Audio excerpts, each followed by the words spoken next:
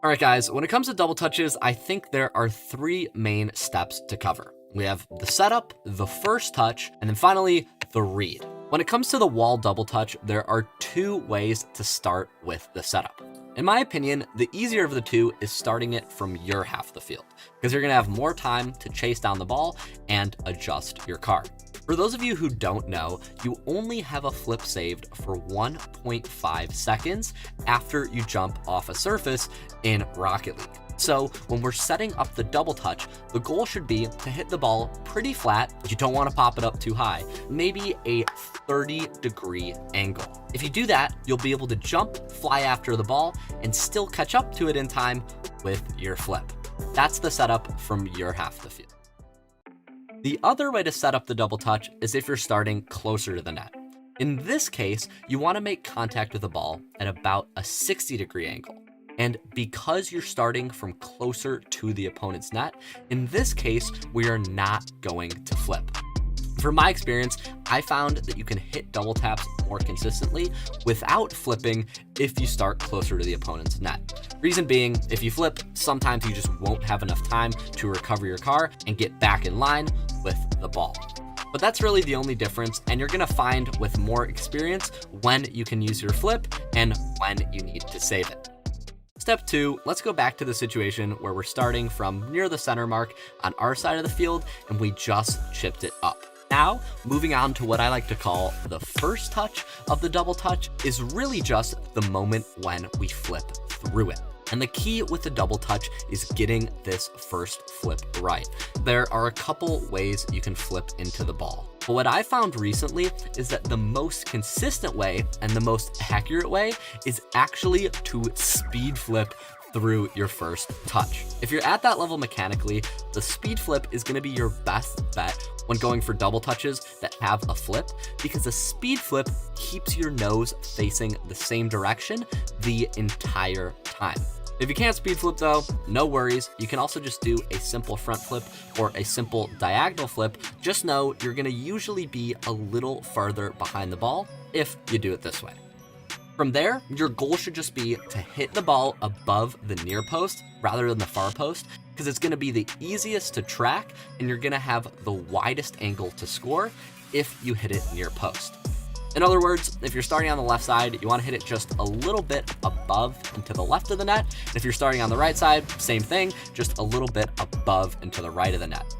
If you do this perfectly, you actually don't need any aerial guard control, and you can just boost straight through the ball into your double tap. As you can imagine though, the further to the far post that you hit this ball, the harder it's going to be to get the double tap, because you're gonna have to invest extra boost to chase it down. Your angle is gonna be smaller, and you're gonna have to fight the momentum of the ball on the double tap. In summary, all you wanna do with this touch is boost under the ball, aim to hit a laser above the near post, and boost through your touch. That's step 2. Finally, step 3 of the double touch, we have the read. Now, reads in Rocket League are one of the hardest parts of the game. That being said, there are a few useful tips I can give you for reads. And the first one is going to be to remember that the ball always loses a little bit of speed on the bounce. Basically what this means is if the ball is already falling, when it bounces, expect it to bounce a little bit down. Now, of course, this is going to be very dependent on the speed of the ball, but always remember the ball is going to lose a little speed when it hits the wall. Now, for 80 to 90% of your reads, it's going to be that simple. Just expect the ball to fall a little bit and position your car accordingly. In some cases, though, the ball is going to connect with what I like to call the waterfall. And this is the part of the field where if the ball hits it, it's going to drop straight down. Now, you can actually use this in certain situations, and I use it a lot in threes, but for double taps, the waterfall is usually our worst enemy. Another bounce that I find messes me up more than it should is the top half of the net going post down. So if you see the ball going at the net and it's not going to clearly hit the backboard, position your car down once again and try to prepare for the ball coming down a little bit. The only step from there is to put your car where you want it. And I know that sounds simple, but this is actually one of the hardest parts of the double tap. And it sucks for me to say this, but it's gonna come a lot with experience. If you're looking for more on specific air roll adjustments, I highly recommend you check out my air roll videos. But one quick tip that I can give you here is turning off ball cam in specific situations. Basically, what I found, if you're flying in a pretty straight on angle, turning off ball cam can actually be a great way to see your car better and to focus your attention on your car's positioning. So what I like to do lately with most of my double taps is after I make that first touch, in that first half second, I'm trying to predict where the ball is gonna bounce. Then I instantly air roll adjust my car in that direction, start boosting where I wanna go, and turn off ball cam. This is gonna focus my vision on my car and allow me to do any last minute air roll adjustments to knock the ball down into the net. But start to finish, that's basically my thought process and what I use to try to hit double taps consistently. So with all that said, let's talk how to train. Now, training double taps is definitely a little tricky, and it's one of the very few mechanics that I think it's okay to use training packs. If you ever want to aerial the double tap or practice anything like that, you're gonna need a setup. And that's where training packs can come in really useful.